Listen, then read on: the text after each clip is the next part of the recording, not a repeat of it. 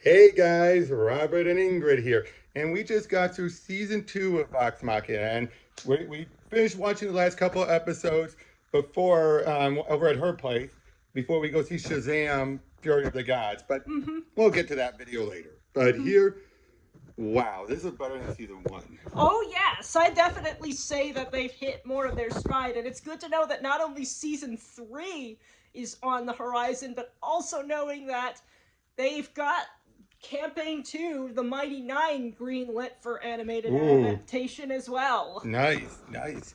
But what I like about this season, okay, give them a rundown of Vox Machina for those who didn't see our last video.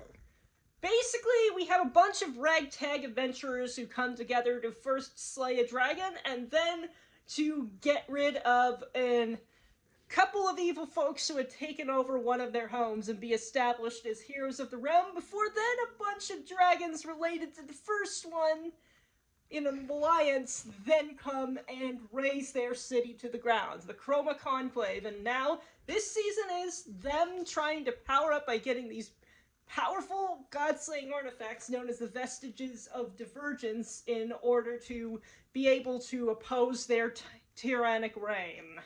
Yep, and wow. First of all, the other way to sum it up is Dungeons and Dragons if James Gunn was the DM. Mm-hmm. Well, at least that's how I explained the first season. This season, not as much. And I Yeah, mean, I don't mean that in a bad way. they definitely get a lot more serious in this season in a lot of ways. Now that they sort of have the groundwork they laid in season 1, they start to Still a dig lot of more F deep. bombs. Yes, it still has its humor. It's very much like a Saturday morning cartoon, but for adults, but in a positive way. It's more following off of basically, well, to be fair, it's what similar to what they do when they got the Brimstone in the last one, where it was mostly serious there too. But this one, it's throughout the entire season. Mm-hmm. Yeah, but okay, if you can agree that the last season focused mostly on Percy and a lot on Pike, who would you say were the main focuses on this one?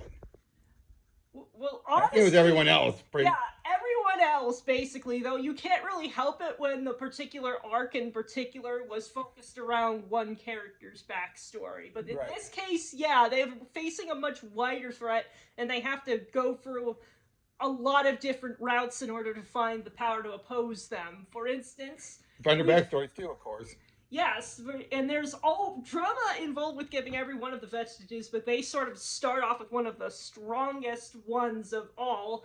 A case where, in trying to get one of the vestiges of a prior champion of the Raven Queen, Percy sets off a trap which kills Vixalia, and then Vax ends up making a deal with the matron of ravens in order to save her life with one line I was really looking forward: take me instead, you raven bitch. And then that reality, grappling with that newfound reality, is sort of something that he goes through with the rest of the season. Because he doesn't know what that meant exactly. Like even when he's told as a champion, he still doesn't get what that means, and he gets all these weird visions. Mm-hmm. But yeah, and well, even before that, obviously when the dragons came by, the um, Lord, or what was his name, the king guy in the first season, he was stepping down at the very end. Uh-huh. Yeah, Not he that gets it killed mattered off. for much, where he was Yeah, he got dead killed off. really Drop the fast. bridge on him. Yes, and it is very, very apparent that they aren't able to oppose the dragons right now because Yeah, God's straight up breaks. yep. I mean, first, then one dragon spews poisonous gas. The other one spews horrible acid. Mm-hmm. I think the other one does ice. And then, of course, Thordak is fire. Yeah, but he's still trapped, though, if I'm correct. Hmm. Or is he willing to go where he pleases, but he's staying where he is? He's biding his time. All right, all right. But yeah, basically, dragons are not known for working together. But this is one very strange circumstance, and it is proving devastating to the realm. Although one of them is giving us at the very end of the season, gives us a good reminder why dragons don't usually work together. Yes. They are fickle, Mm-hmm. especially when they doubt you. You know, when they doubt Mm-hmm. you, they are very fickle. Yes, But and it's very clear that there is a lot of discord throughout the dragon side. Like, for instance, we have Anna Ripley coming back to try and strike a bigger deal role with than she had in the Arthur. actual campaign, right? And then when I heard she was just simply having a ragtag group But here she's actually tied to the villains. Yeah, it's just a case of kind of trimming the fat a little bit and condensing stuff down, but I think it was a very good way to sort of keep her in the background. But yeah, basically everyone besides Pike and Percy goes through an arc here. Everyone else, it feels like those ones that was their time to shine was in the last season. Now in this one, it's all the others catching up. Mm-hmm. Like you said, you had Vox, and then we had Vex meet up and see her deal with her father, who Is what a an asshole! Yeah, a real asshole. It was very clear. He's a fucking asshole. Yeah, it's just like real high and haughty, doesn't want to seem to acknowledge anything good from them, and it's like Even when someone does it, it's like, why are you lying? Why are you giving such transparent false? Although let's just say that Percy was definitely the supporting man to her throughout all of this. Oh, the others were intimidated. Let's be honest. No, wait, the other, yeah. Also, Grog goes through the best because I'll be honest, I couldn't take Grog. Grog, I can only take in some, besides some cool, awesome moments. Dive into the acid, for example. I didn't care for Grog in the first season. It just felt too. There's dumb muscle, and then there's rock stupid muscle. And would you say he came off like rock stupid muscle in the first season? It's definitely a case where I sort of knew where he went, which was this. So but seeing the old version, you were like, oh right, it took a while for him to grow on me on the original stream, and what happens is depicted in season 2 is a large part of why. So I could excuse it knowing where things go. I could understand where you would come from as a viewer who didn't know that. Yeah, because I mean, probably same way viewers who were watching initial campaigns were like, they're like, okay, Travis, we know you like doing big dummy, big guys. It was sort of a case where he was new to D&D and wanted to do a more simple character, and it's hard to get simpler than a barbarian that just rages and hits stuff. Yeah, but again, but also we had some consequences from the last season. They had the sword, the Craven Edge. Edge, which is talking to him, saying like, "Give me blood." I do love the bit though when he farts like, "Excuse me." I love how it sighs to that, like. It's like, really? I got stuck with this idiot? Exactly. But basically, yeah, he wants blood. But they're dealing with a lot of creatures that don't have blood. Yeah, and so it's... So his final attempt is like, kill your friends. Yeah, it's just like he gets this horrific nightmare vision, but eventually comes to a point where it winds up stabbing Pike through. Oh boy, and that devastates him. And it's just sort of like the big wake-up call. And then, in a change that I think really worked here, because originally they just chucked the sword in another dimension. He broke it. It gushed out a lot of blood, and it made him a lot less buff. He's still buff compared to a normal person, but yeah. And he was cursing up that he couldn't even move, really. He could barely move. Or was he just was that a case where he could barely move because of the curse, or was it just because he was mentally not wanting to move on? Probably a combination of two. Yeah, because obviously later on it's like, oh, my muscle, I pulled a muscle. Hey, you have muscle to pull. So yeah, we meet Pike's Copa, great multi-great-grandfather. I love it, like great. Two greats is fine. And then as it turns out, this is a man that is very important to Grog's backstory. Since you really liked that, I'd like to hear you get into that more. I love finding Grog's backstory. Bunch of mindless marauders, and which is what he was starting to become thanks to the sword. He was starting to fall back in that, and he didn't like it. They were starting to see old Grog, in other words, what Grog, what his uncle wanted, because they were a herd of marauders, of half giants. Who just slaughtered and pillaged because their uncle wanted to. Now, I say that because it's quite clear his cousin, the uncle's son, even he was getting a bit fed up with, just pillaging just for the sake of it. But of course, he was too scared. Yeah, but things change because he sort of made a pact with the dragon Umbrasyl. And now, I love when Grog confronted him, basically saying, now you need one. Do you take your nutsack too? And I'm like, burn. Big time burn. But yeah, and then, we find out that what was his name? Kevdak. No. I'm talking about meeting the grandfather. Wilhelm. And yeah, he saw that necklace that's real, and that's like, I have kids. You're like, and after that, he was he didn't want to do it because that one transaction he got beat near death and banished. Mm-hmm. And thus, we eventually met with Pike, a raven-haired Pike. Apparently, she was resurrected before, and that's why her hair is so white. Mm-hmm. Is that before or after she started going for the Everlight? I forget. Was that ever made honestly. clear? I think she was. Oh, I think that she was like a cleric the whole time. Yeah. All right.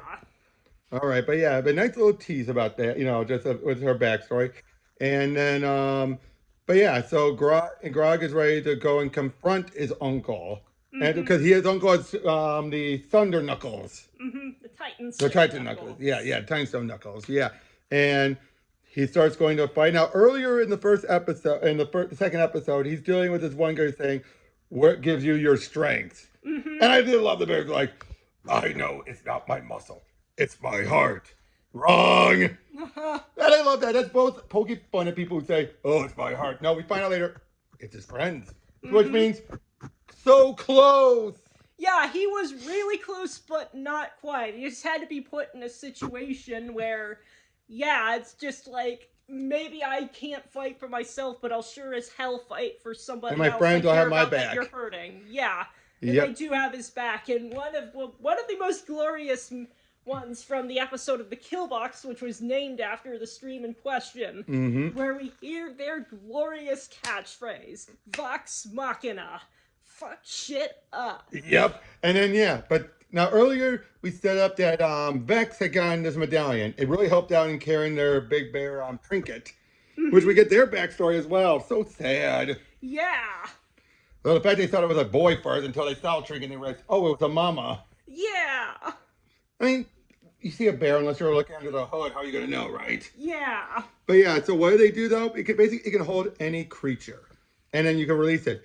So they use it to capture Grog, throw it high into the air, release him, And boom! hopefully bisect Kevdak with gravity. Yes, yes. Well, and of course, it's bringing the blade just down on him. But yeah, and that was brilliant.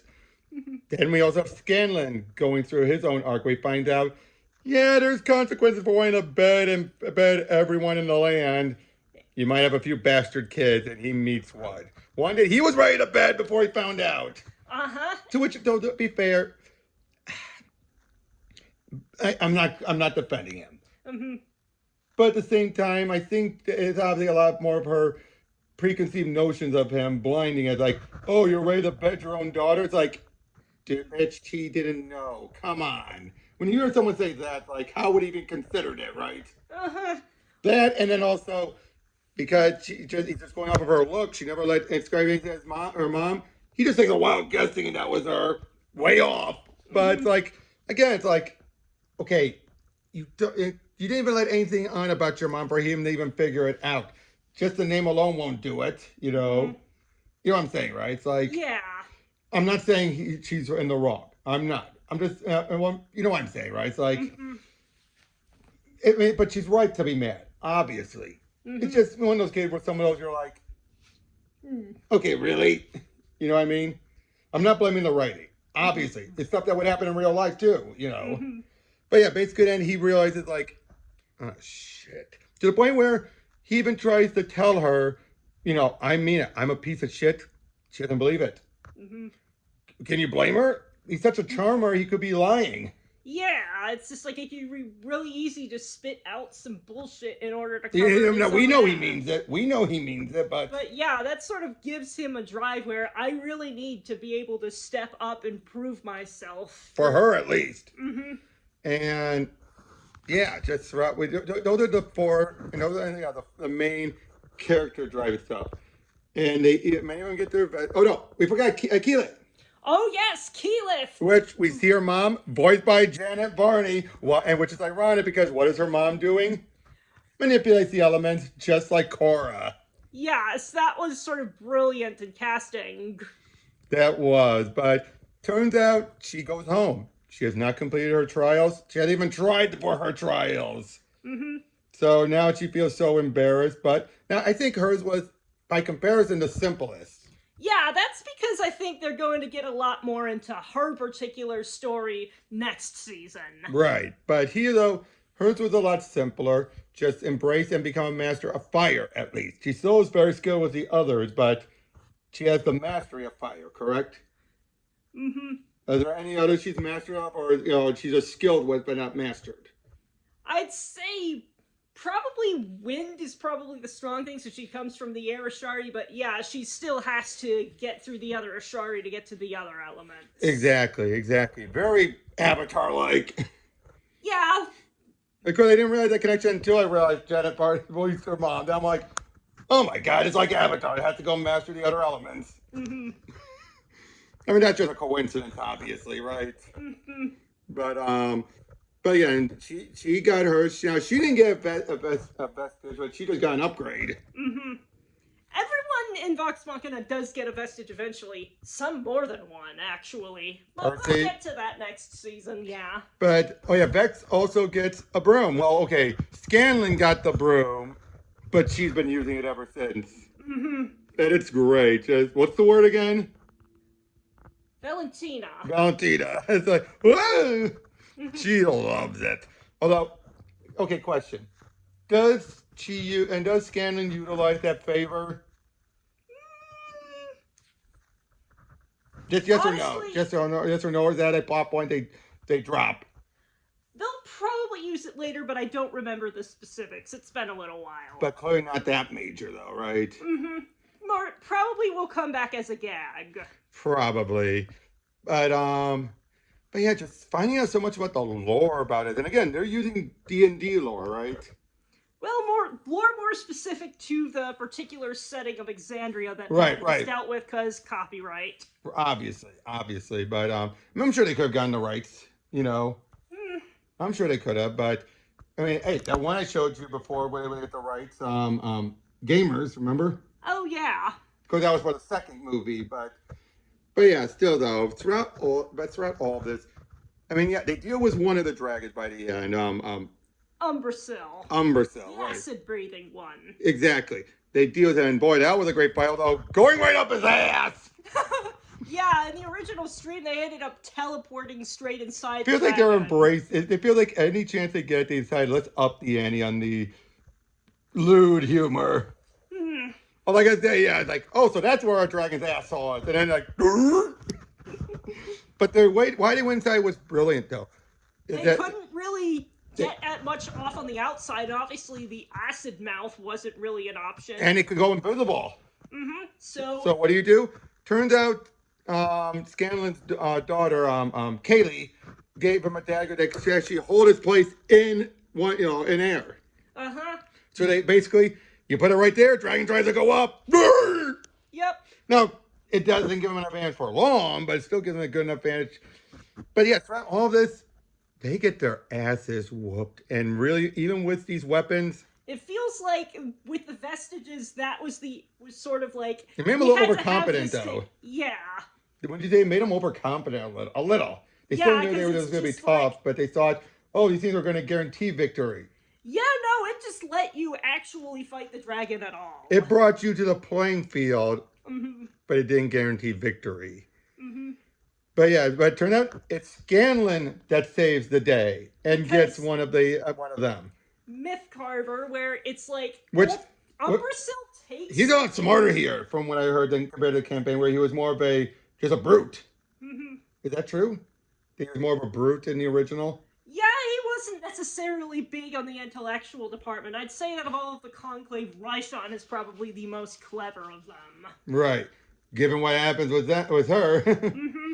But yeah, no, but still, so yeah, but yeah, he uses Mistgiver, which he had used to find out, to keep tabs on them, even find out where they were when they went further in the cave. Mm-hmm. Oh, and who's helping him? Ripley. Yeah. Yeah, although her feels more like setting up for the next season more than actually. Oh yeah, she'll definitely become more important then. Yeah, but again, just the animation was great. I love some of the expressions. Like after Vex finally finds out his place being the champion, he comes out covered in blood. Vex is like, "What the fuck?" Mm-hmm. The animation is just so incredible throughout all of this still. Mm-hmm. But I gotta say, I started getting more of an appreciation for Grog and Vex throughout all of this. Because Mm-hmm. last season, I adored Pike. I thought Pike was my favorite. Mm-hmm. She still is, but those two have definitely gone up more. Mm-hmm. Nothing against the others, of course. I love them all, but Grog nowadays no longer me not. I'm saying this sarcastically. Me not read good to me still not read good, but me have idea. Mm-hmm. Would you agree with that? Is that a good way of putting it with Grog? Mm-hmm. He's showing more street smarts. Exactly. It's still like we need a plan. Do you have one? Have what? Things like that. Again, he's still a dum dum, but he's actually more. He's one who can actually figure things out and be more mature. He's more mature than Yeah, he is. like sometimes it's like, okay, maybe that was a little bit rough, but it worked. Like he was falling from the sky, and in order to blunt some of the fall damage, he activated the Titan Stone Knuckles Made to him buff bigger. himself up. He buff himself up, make him bigger, which takes more of the impact. So he barely survived. He was so damaged that Pike used up. Even when Pike used all of her healing, it wasn't enough. At Mm-hmm. least not for his leg. Mm-hmm. Um, Again, everyone had great moments here. A lot of shipping moments, especially with Scanlan and Pike at the end. I've heard some of you say that's basically the love confession. Yep. Was that what it was in the original, or is that this a bit more of an upgrade for that? The original. I think it was a little bit more like iffy and on and off in the original stream, and in this case, they kind of made Embraced things it. a bit more definitive. Though I will always be a Vaxleth gal. That's the pairing I like. Right, right. I mean, hey, there's more of that here too, of course. Oh yes, But if it very was much the so. her day, I'd be like, that's that one. Hmm. Yeah.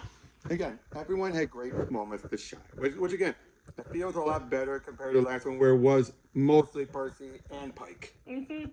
Well, when we focus on Pike anyway. But was there any moments here? You mentioned the one like take me, you raven-haired bitch. Besides, but there were any other moments like that where you were so excited and it didn't do, it didn't disappoint. Well, the moment I also mentioned the moment in the kill box, but Right, there was also Keyleth's "I have passed through fire." right.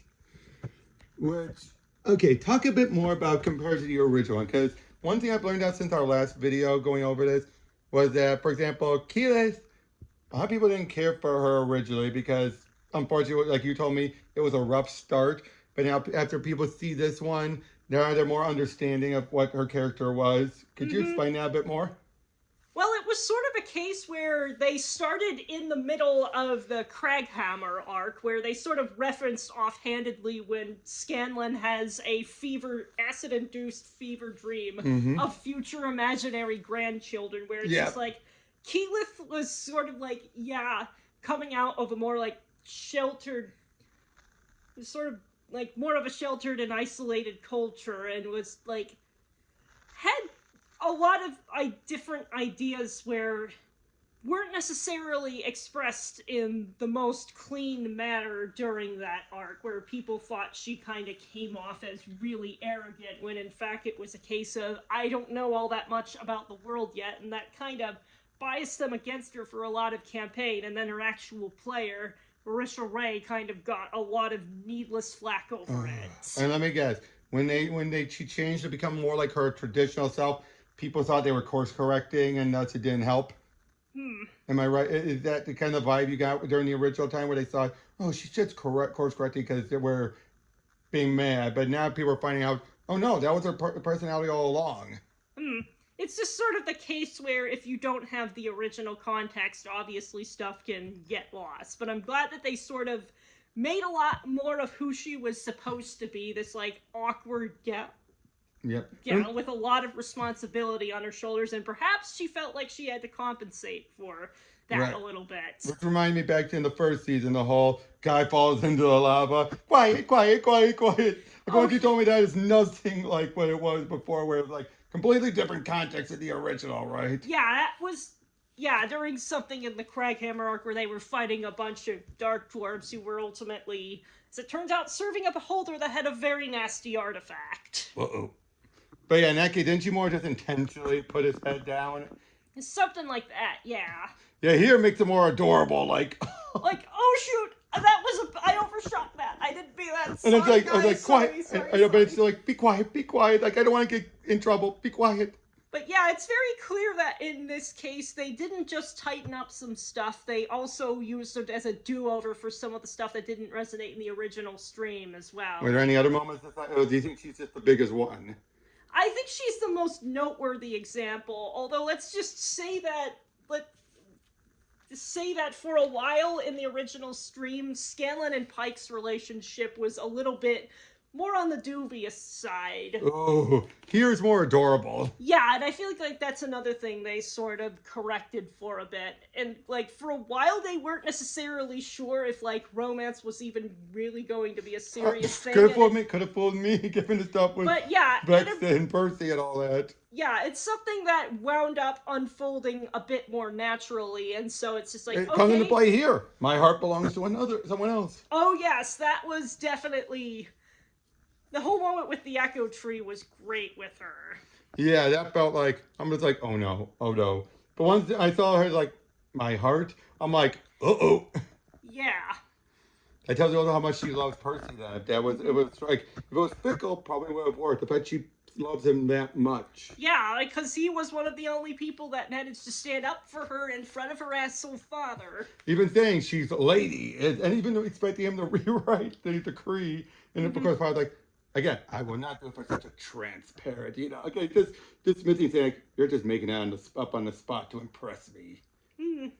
Boy, what an ass. Please tell me he gets some comeuppance. I hope he does. You're not sure? Or do you know? I don't remember. It's been a while. All right. But yeah, it feels like, again, just, whatever happened to Pike's parents? We focus on our great grandfather, but they do end up showing up for a gag arc later on. A gag arc? Oh no! Stream. Oh no! A gag arc! Oh boy! But again, just seeing all the characters actually mature. I mean, they're still. If we find out, especially both before and after the final battle, they're still the same Vox Machina. Mm-hmm. You know, I mean, like if there's drinks there, oh, Vex and Keeley are gonna be plastered. Like. You could just so tell those ladies either drink so much before the scene shows, or they can't hold their liquor no matter how hard they try. Which do you think it is? You think they no matter how much they've drunk before, they can't hold their liquor, or do you think it's more of a case where they drank so much already beforehand? Or do you think it's Keeley's the one and Vex is the other? Yeah, it's more that Keyleth is the one and Vex is the other. I think as she's getting more experience in the world, she can kind of hold it more. Yeah, but the fact that she actually did have the courage at Vox, you want to dance?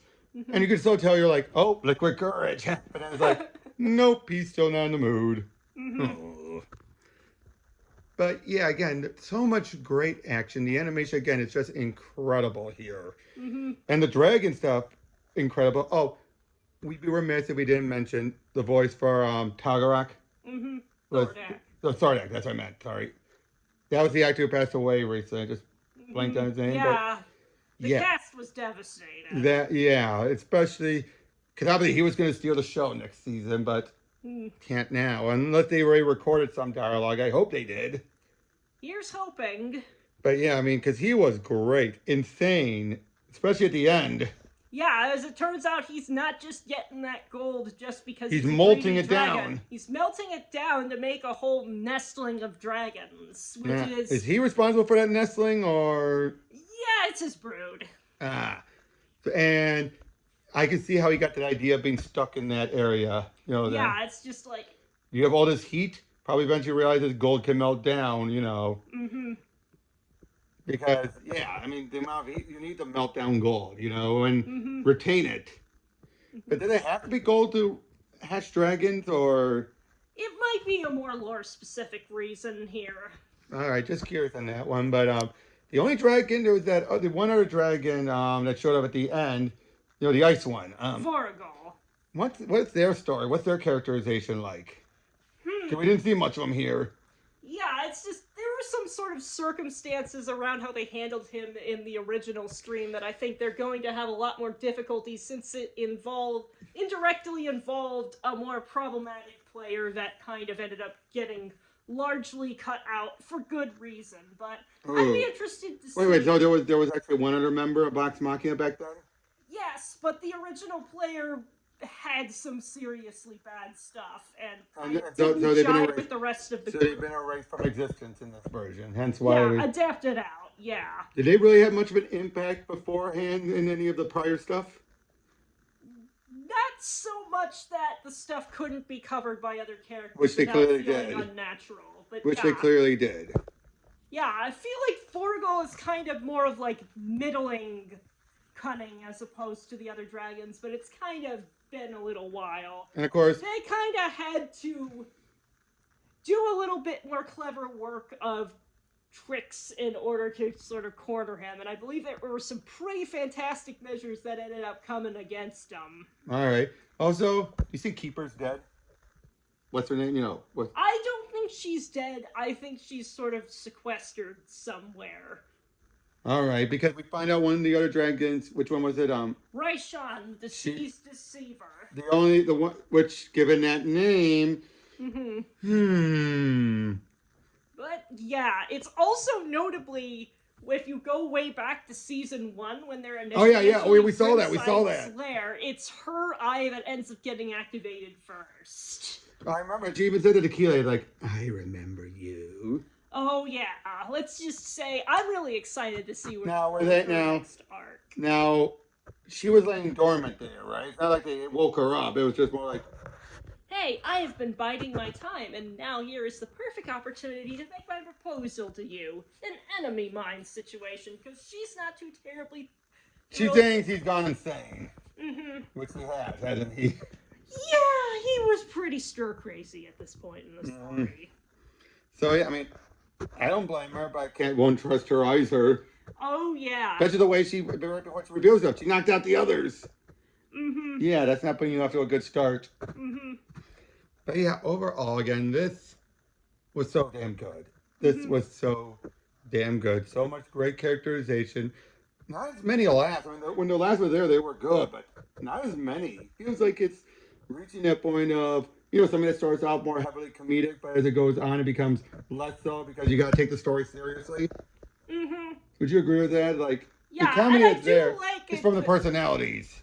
Yeah, it's fair enough, and it's like it also doesn't try to use that comedy to kind of like Womp womp.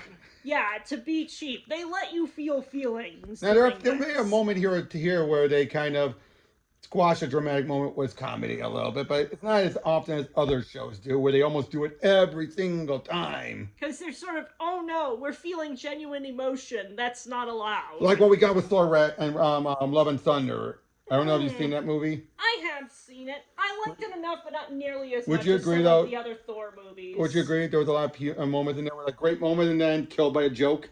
Yeah, that's just sort of a general flaw of the Marvel movies. But here, only maybe one or two sequences like that, but other than that, they were small bits.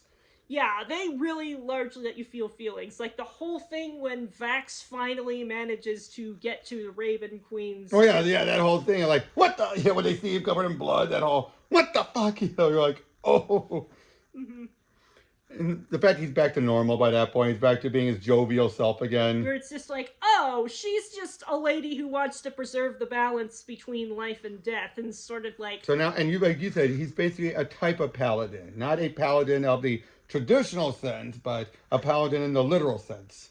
Yeah, it's just like at that point it was, hey, surprise paladin multi-class. Yeah, and again, we also mentioned because we didn't watch it here, but I saw it in the earlier episode. That one group they went to, the one they've had a history with, that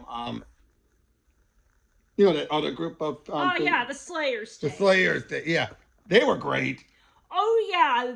Kashar and Zara. Yep. And I love it, especially like, is the horn one looking at my ass? What do you think? Stuff like that was great. Yeah, there were two guest characters that wound up being very popular, and as such, they sort of intermittently make shows in the story. Exactly. And they were fun. Also the Sphinx, both of them. Oh yes, the Sphinxes and Scanlan's song. Yep. Oh, that was great. But I love it. Like, He is such a great sage. What the fuck?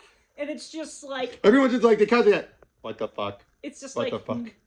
I've never been hurt and you need to wound me, but never specified what kind of damage. Oh, no, he did. He actually gave a broad one, actually. Yeah, he gave a pretty broad definition of harm, and so He Scanlan... even said some of them, like, cut me or whatever, or something like that. But yeah, they went for the emotional one, which I think is what he was expecting.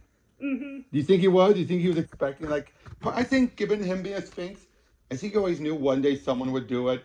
And always disappointed him that everyone's like, oh, here we go. Thinking of the more obvious solution, but then, like, Scanlan, who And obviously isn't the damage guy, thought more laterally. It's just like, oh yeah, he's been separated from his particular lover for a long time. Yeah. Let's use the backstory which on it to cause pain. I have a feeling he knew once he read Scanlan wasn't going in for the attack, he's like, is this the one? Mm-hmm.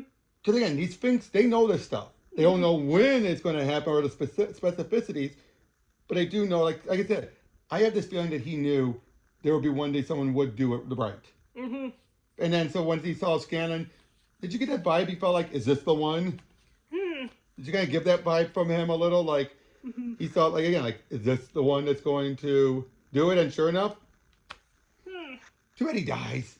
Yeah, but at least it's like they made the death count. They didn't make it cheap. And we can see his head at the end, near the end. It's like, ugh. At least you got to reunite me with my love for one last time. Yep, and Scanlan, he was devastated. Mm-hmm. He was definitely devastated. Mm-hmm. Again, just but like I said, Grog won me over big time. I didn't think I would ever care for Grog. You know what I mean? I mean, I started to a little bit when he was dealing with the sword. You know, when he lost his muscles. But once I found his backstory, I was like, oh shit. Mm-hmm. Yeah, I loved it. Scanlan, I always kind of cared for the guy, you know, even though I think he was so unscrupulous. So finding this out, I'm like, maybe that's part of why I feel his daughter, is Kaylee is a bit, too unfair. Because I feel like, okay, we know this guy better than she does. Mm-hmm. You get what I'm saying when I'm saying this, yeah, right? Like, or it's just like we have the benefit of knowing him. So when she's saying stuff like, again, we didn't know any more than he did. You know what I mean? So when we find out, it's like, you had that inkling, but you didn't know. So when he's like, you don't know my mom, but then when he tries to, like, yeah, he doesn't have anything to go on besides her looks. Mm-hmm. So when she's saying wrong, you can still tell she thinks she meant nothing to you, and she didn't. But I do think, personally, if Scanlan got some hints, he would have remembered. Do you think so? I mean, the name isn't enough, but the incidents he would remember. The way I always see it, a lot of his conquests blend together. Would you agree with that? Like, a lot of his conquests blend together? But if obviously he does remember them, he just doesn't know which one's which. That's how I kind of look at it, don't you? Like, he remembers. That does make a lot of sense. It's like, I know I did what I did to this woman. I know what I did to that woman. Don't ask me their names. I'm not going to know. You know what I mean? So, but again, just never thought they would deconstruct him being a hoardy bard. But again, I just felt like you knew he was sincere when he was telling her, like, stab me if it'll mean bringing you peace. Yeah. Put me on my misery. And she just thinks, oh, you're just using your charm on me. But will we see more of her? Oh, yeah, I definitely believe that we will. Good to hear, good to hear. So, yeah, overall, like I said, way better. Now, you got to see the first season, obviously, before you see this. Otherwise, you're going to be really confused. Really lost. This is not a dive in whenever type of show. This is a binge show. But it works as a binge show. It's not a show that... Yeah, and it's just like 3 episodes every week. Just enough to be able to get into the groove, but just enough to leave you wanting more. Yep, and I still want more now. But yeah, though, I mean, just wow. And then, again, that first episode, I didn't expect it to be that devastating. Oh, yeah. As a kid, we were like, yeah, they just won, and then, oh, the Lord is killed off, like...